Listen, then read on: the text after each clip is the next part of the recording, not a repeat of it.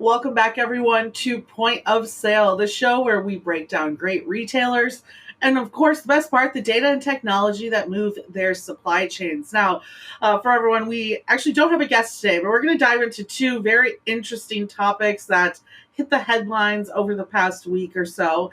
So before we dive into that, I just want to remind everyone that, of course, it's not just a wonderful retail supply chain show that you have to check out every single week, but it's also a community. So we have a wonderful newsletter that goes out every Monday. All you have to do is head over to freightwaves.com/POS and get signed up for that today. And then make sure you check out the show every week as well, whether you're watching on FreightWaves TV, you're watching on your Roku, maybe your Apple TV. You can also check it out on YouTube as well. And if you're on YouTube, make sure you like and subscribe so you get updates for future episodes. And of course, you can check it out anywhere you listen to podcasts as well. So make sure you become part of our community, though, and head over again to freightwaves.com/POS. Now, on to the big news of this week. We're going to start off with maybe a topic that you might not even realize is a retail item, and that's the very Americanized thing of ice. Yes, that's right. ICE, ice. You know, the wonderful stuff that people love to chew on, that we have to have in our very, very cold drinks. I mean, to go through a few of them, right? Like there's all types of ice. There's crescent ice that we all see, right, from our machines or fridges, etc. There's cylinder ice, I believe it's called, which is the one where, yeah, the little circle that you can, of course, usually you get those, I feel like, at baseball games, stuff like that. Crushed ice, which you can get out of your refrigerator. Who doesn't love that, especially with what looks like here, some type of margarita. Reusable ice, which I'm not going to say, I'm not a fan of. It seems weird. I don't want this plastic sitting in my drink, but hey, it's there when you need it. There you go. Now, the grand ice that we all love and adore, of course, is this nugget ice, right? It's in Chick-fil-A drinks. It's in Sonic drinks. It's in the best cold beverages. And it's even so popular nowadays that people are buying it on Amazon, machines to just make crushed ice or nugget ice. It's literally the best. Everyone can agree. If you did a poll, I would say most people would tell you nugget ice is the way to go. Well, one of our favorite coffee brands just announced this past week, Starbucks, that it's looking to switch to nugget ice.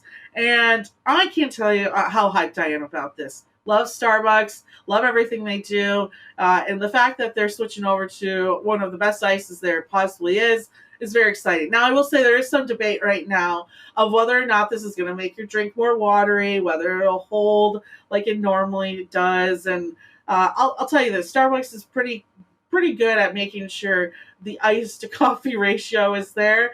I believe over 67% of all of their drinks that they serve end up being cold drinks. So let the pros do their thing. I think it's a smart move, and I can't wait till it hits stores near me.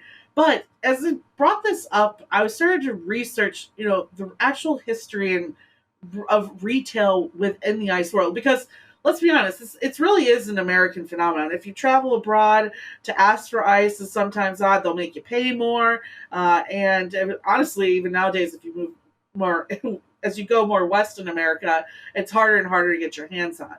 So why is this such an American thing? Why is this such a phenomenon? Well, that's because the retail ice actually started here in America with a man named Frederick Tudor, a.k.a. the Ice King. Look at that Ice King right there. That guy right there is who we have to thank for our nugget ice. So basically how this happened is he was born in 1783 in Massachusetts. So, I mean, we're talking a founding father situation. We signed the Constitution and we immediately went into the ice game. In the early 1800s, he realized the need for ice. He kind of just walking around New England because, like, what else are you doing during those times? And was like, hey, like, there's just all this ice everywhere. Maybe someone else would want this for a pretty penny. And here's the thing, the product at the time, especially, is like basically free. If you can get it out of the ground or get it out of the water and somehow transport it somewhere, which seemed like an insane idea to begin with, like, power to you, Frederick the Ice King. Go for it. So he did. And his first shipment went out in 1806. He filled that puppy up with as much ice as possible and moved his way to the Caribbean. And he actually did manage to sell enough for a profit. I mean, like, besides the overhead of the bow, there's not much to it. Just get it out and get it moving. And over the years, he actually created a really interesting distribution center. He created ice houses, different types of packaging, distribution centers all along the East Coast, and demand grew for it. I mean, if you could, of course, for medical purposes, right? This is a huge deal. Preserving food, just like we look in our own supply chains now. By the way, go check out our cold chain show as we're talking about this. So preserving food, medical purposes, but the most, and this is where I think it became an American thing, was the luxury, right, of having a cold drink. We all, it's that showcase of power that, hey, we have ice. Oh, like, if, for instance, if you go to a friend's house, aka actually you go to my house, I don't have an ice maker. I already feel below the rest of America on this one. I just have good old ice trays, which is just so sad. But at the end of the day, it does show off that luxury, that high class of being able to drink a cold drink. Now, unfortunately, the Ice King died in 1864. His brothers took over and made it into a huge deal, and really in the retail space as we see it today. In 2020, the retail ice market is actually valued at $3.5 billion. Yes, the thing that comes from the sky and freezes at some point of the year, well, if you're up north, is worth $3.5 billion.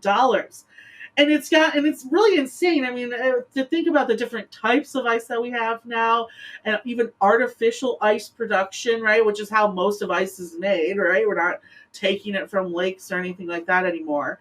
And there's even been some really interesting updates with a company called Southeastern Grocers, who announced a new ice microfactory to help bring down the waste within the ice supply chain. And with that, as well as a new plastic negative packaging of ice, since, right, a lot of us go to liquor stores, and especially during these times, to fill our coolers. Well, these are called party cubes. So there's actually a video that shows you how they're actually changing the supply chain and what these party cubes could look like. Food and beverage supply chains are too complex. They're unsustainable, insecure, and expensive. Conventional centralized production was the only affordable solution. Until now. Meet Relo, an autonomous microfactory that makes, packages, palletizes, and warehouses in this microfactory. At distribution centers, shrinking all upstream supply chain steps and eliminating all middle-mile transportation. This plus automation means product costs drop and retailers capture more of the value chain while meeting ESG objectives, creating a one-stop journey from DC to store or consumer. Today, Relo is disrupting the multi-billion-dollar packaged ice industry. Why? The ice industry has remained unchallenged for decades, transporting water on trucks, but worst of all, environmentally and economically unsustainable. Relocalized ice is simply better. Bigger, longer-lasting cubes. It takes up 35% less space in the fridge or cooler and is vacuum sealed for freshness. But most importantly, it eliminates up to 90% of transportation CO2, and that's the opportunity. Today, it's better ice. Tomorrow, it's better beverages. The future is better products in every aisle. Produced hyper-locally and autonomously on demand by a distributed network of Relos, thousands working together. An autonomous, hyper-local, and networked food and beverage supply system. That's Relo. Talk to us. I just want to say I love this concept because I don't think there's anything more American than an ESG initiative for boxed ice. That is us in a nutshell, and I'll gladly take it. So Starbucks, thank you so much for thinking about the end consumer. Thank you so much, Southeastern Growers, for figuring out how we can get plastic negative packaging for our party cubes. And let's continue to buy this ice, America. Let's keep it a luxury item that we'll enjoy forever. And moving on to our next topic. This one, we've actually done a show on this company in the past. So you could go back into point of sale. I want to say it was around November of last year. But this is one of my favorite companies of all time, NVIDIA. Now, if you watched the news recently, you would have seen that NVIDIA last week was hit their market cap of $1 trillion after their earnings report. If we can bring up their graph really quick of their stock, they hit that at the 406 mark. Now, today they're down to 382-ish and some change, and that's been pretty consistent throughout the day and pretty consistent since last Tuesday when they had their announcement. But it really showcases to you the importance of AI, because that was their main focus within their earnings call. And they just exploded past expectations. Their profit was up. And now, mind you, think of all the retailers and all the companies we talked about, all the articles you've seen on FreightWaves, right? Like, this economy, no one's doing great. But I'll tell you who is, NVIDIA. They joined Apple, Microsoft, Alphabet, Amazon, and Ramco of that $1 trillion hit last Tuesday after they showcased profit up in the quarter 26% to $2 billion, with sales up 19% as well. And Jensen Huang, that's their CEO, huge fan as well. If anyone's watching, I would love to have him on the show. I'm working on it. Hopefully we'll get there. But until then, he came out and said they just had a surge in demand for data center products. Now, if we can bring up that chart really quick one more time of their stock as well, you'll see kind of this hit again around October 21 into 22. And I remember this because it was right when we started seeing this remote work from home. Everyone was ordering computers. The PlayStations were all coming out. Everyone was getting all excited to be at home, right? We all wanted our fancy smanchy electronics. We have the articles on FreightWaves for that. Well, that's what they originally saw in that surge. And then this one, though, comes from an accelerated demand for computing and, what do you know, generative AI. Yes, we talked about this in the last couple episodes, but now we're actually seeing it come to fruition with the companies that are producing it. Now, for everyone that doesn't know, NVIDIA is a chip maker.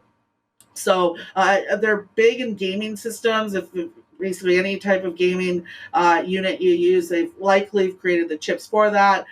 They, of course, are big that support ChatGPT and their computing power, Microsoft as well. So it's honestly not surprising to see that they actually joined a lot of the companies that they helped back. But that accelerated demand in generative AI as a whole was pretty big for them. And during the quarter, they've had some really interesting updates on how they're building more virtual factories through what they call NVIDIA Omniverse. And to kind of showcase to you like what that is, like what is a virtual factory, it's the capability almost of creating a factory anywhere within an instant. It's really equivalent to like a supply chain twin. If we can pull up the video real quick, I'll show you exactly what that looks like. The world's industries are accelerating digitalization with over $3.4 trillion being invested in the next 3 years. We at BMW strive to be leading edge in automotive digitalization. With NVIDIA Omniverse and AI, we set up new factories faster and produce more efficiently than ever. This results in significant savings for us. It all starts with planning, a complex process in which we need to connect many tools, datasets and specialists around the world. Traditionally, we are limited since data is managed separately in a variety of systems and tools. Today, we've changed all that. We are developing custom Omniverse applications to connect our existing tools, know-how and teams, all in a unified view. Omniverse is cloud native and cloud agnostic, enabling teams to collaborate across our virtual factories from everywhere. I'm about to join a virtual planning session for Debrecen in Hungary, our new EV factory opening in 2025. Let's jump in. Milan is joining. Hello everyone. Hi Milan, great to see you. We're in the middle of an optimization loop for the body shop. Would you like to see?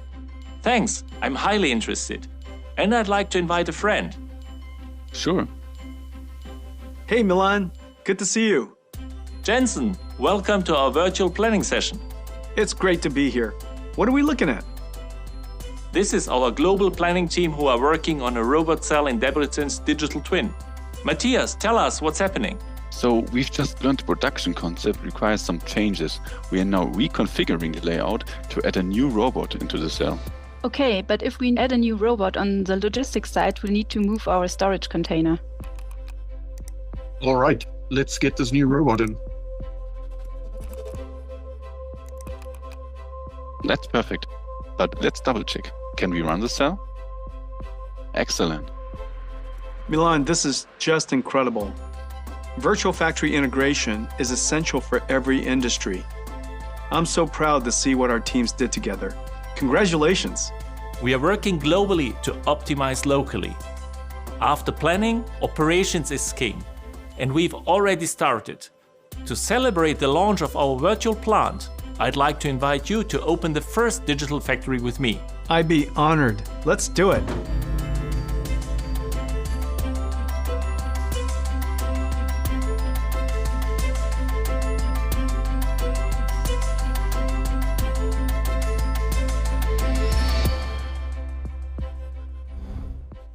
I will say, freight technology companies out there, take note of that, because I think when we take away all the buzzwords, that right there is a really great way of showcasing exactly what your technology is doing. And it's super cool. I mean, when we talk about retaining people within our industry and retaining different types of new roles and jobs like that, who wouldn't want to work in a space like that? That is incredible. So I think that showcases to you exactly why NVIDIA, that's just one concept that they've worked with BMW, and they've opened up to a number of retailers in the space as well, including, I believe, Walmart has worked with them in the past with their Omniverse too.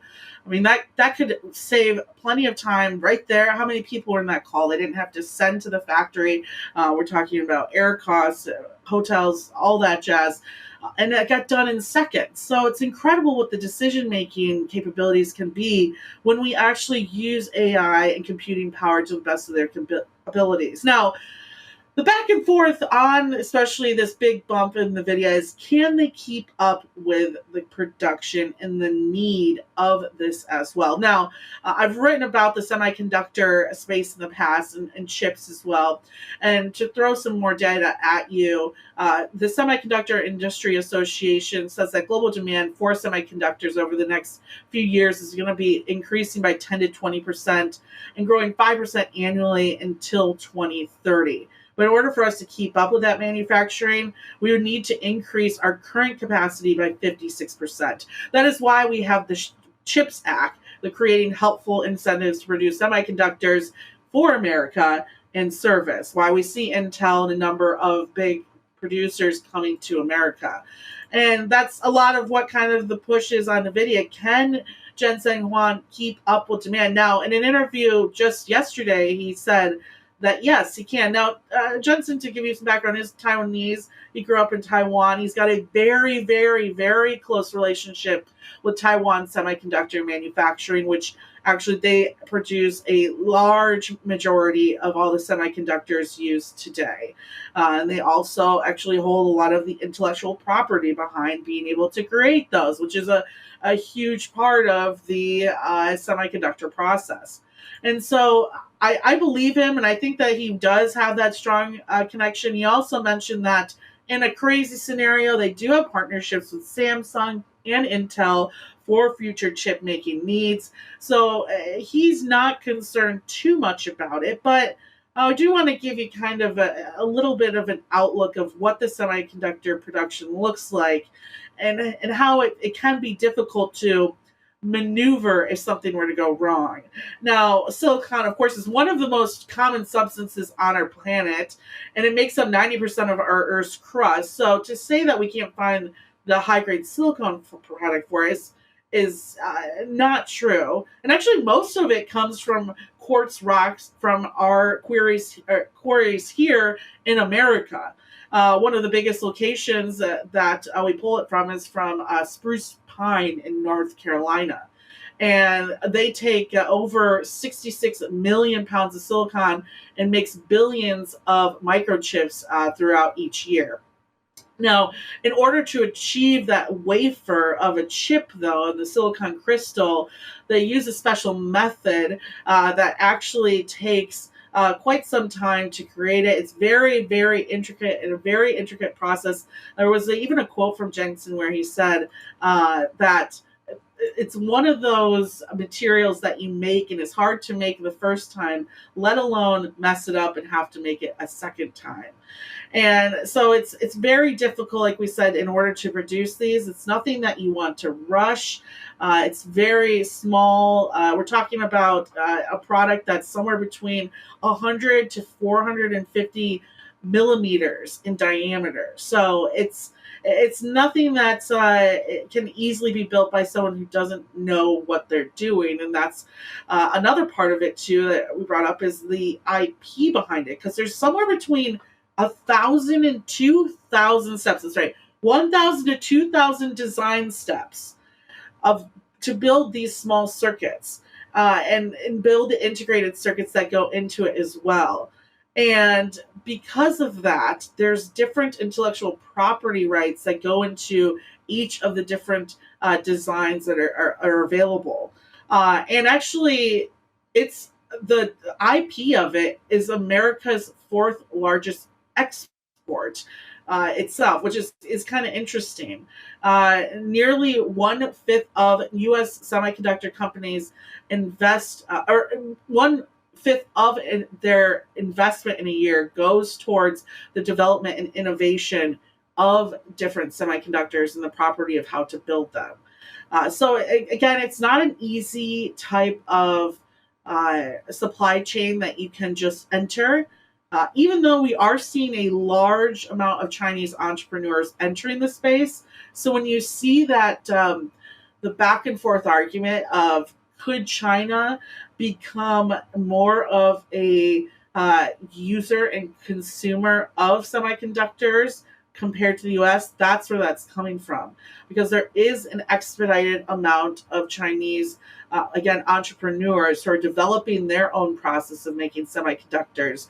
And that is what sounds like is NVIDIA's biggest fear, you could say. Now, again, for those Chinese producers, they would most likely need to go to Taiwan for those services, which is also talk about geopolitical issues, a problem within itself. So, again, I think I do trust Jensen's idea when it comes to his partnerships and what he's been able to build with his supply chain. I think he's got it on tight. He's got a very interesting story. I'd highly suggest you kind of look into the background of how he built NVIDIA, because it is a really cool entrepreneurial story. And maybe one day if we get him on the show, because I'm manifesting that destiny right now, if we get him on the show, he can tell you himself. But again, go check it out. Again, I'm not a stock professional or anything like that, but it is interesting to see their growth. And it's always good whenever you see stocks move up the way this has.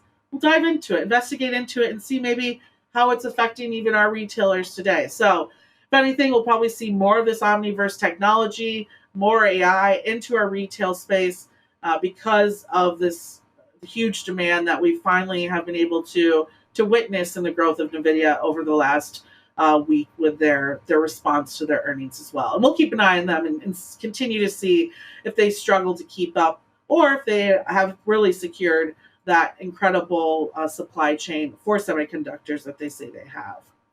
And that's pretty much it for today. But I'm really excited, you guys, because it's just about to be June tomorrow, which means we are less than 20 days away. Well, right at 20 days today, I guess you could say, to our event in Cleveland, Ohio. I'm super excited. The Future of Supply Chain. Yes, this was our Arkansas event last year. We brought it up to pretty close by me. Oh, who doesn't love a Great Lake?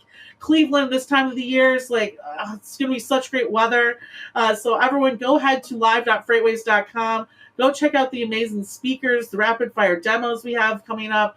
So many different exhibits that you guys can go check out. I'm super excited to be around not only the FreightWaves family, but last year, I mean, that Arkansas event was great. I felt like I learned not just more about our overall supply chains, but of the economy as a whole. So if you're sitting here and wondering, hey, where do we see the U.S. A year from now? well, make sure you head again to live.freightwaves.com, get your tickets, get your hotel rooms, and join our fun party in Cleveland. And speaking of party, the after party that first night is going to be by, of course, the wonderful JB Hunt 360 at the Rock and Roll Hall of Fame, where you can check me doing my radio show. That's right. Of course, FreightWaves Drive Time is on every night on Sirius XM, Monday through Friday, on the Road Dog Trucking Channel, channel 146. But the week of this event, we'll be live again. I believe that would be the first night of the event, yes, at the Rock and Roll Hall of Fame in their Sirius XM studio. And I'm just really excited to be there with the team and, of course, report on the wonderful topics that we touch on during the event and what leaders expect to see as we continue to leave Cleveland and put all of that work into action. So, again, super excited. Let me know if you're going to be there. Shoot me an email, gsharkey, SHARKEY, at freightwaves.com, and let's put some events in our calendars today. Again, let everyone know, Point of Sale is a community, so after this is done, head to freightwaves.com/POS and make sure you sign up for our weekly newsletter to come to your mailbox on Mondays. And everyone just keep on consuming so we continue to have a show, and I'll talk to you next week.